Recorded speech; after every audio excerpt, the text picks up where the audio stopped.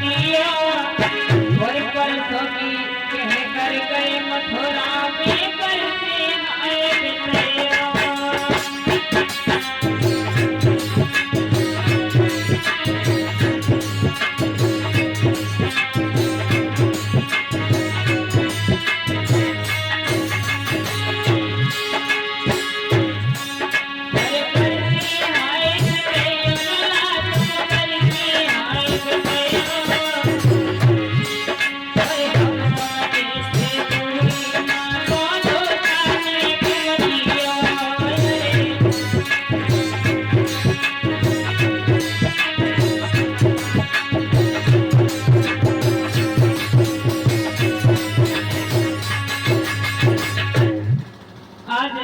मैया यशोदा रो करके कहने लगी है कि लाला, मैं नहीं जानती थी तुम मुझे धोखा दे करके चली जाओगी, मुझे छोड़ करके चली जाओगी। तो उद्धव जी ने देखा है कि मैया रो रही है।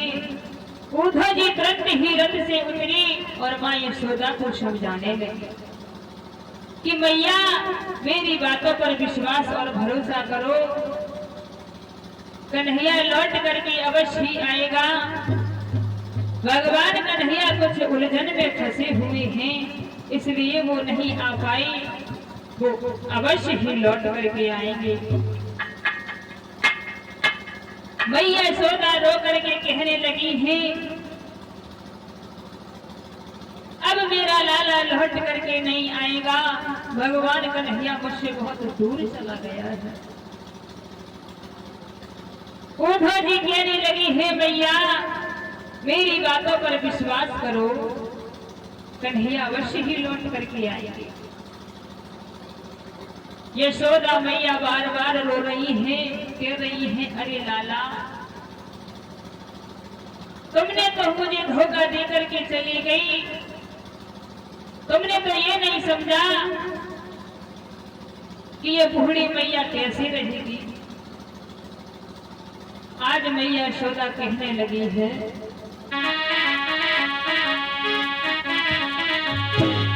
कि कन्हैया चलो बहुत मुझसे दूर, कन्हैया चलो बहुत मुझसे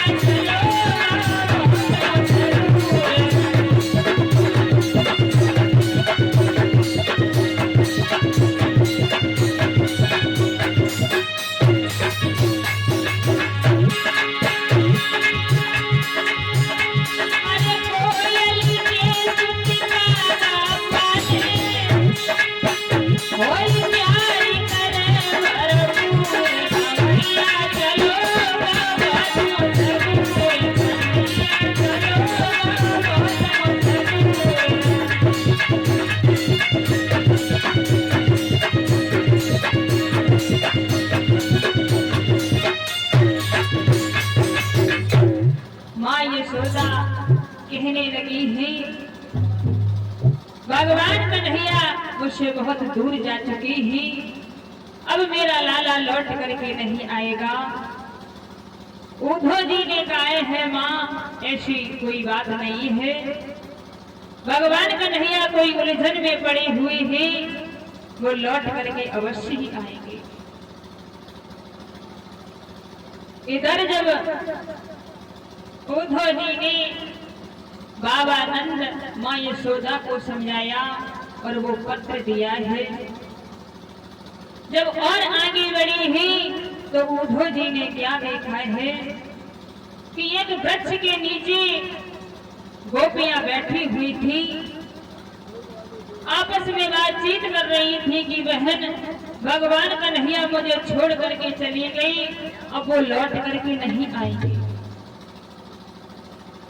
आपस में बातचीत ही कर रही थी, कहने लगी है भगवान कन्हैया को मुझे इस तरीका से छोड़ करके जाना था तो मुझसे प्रेम ही क्यों किया, क्या उन्होंने मुझसे प्यार किया है। इधर भगवान कन्हैया की प्रेम दीवानी राधा जो थी वो रो रो करके व्याकुल है, बड़ी बेहाल हो रही है और कहने लगी है श्याम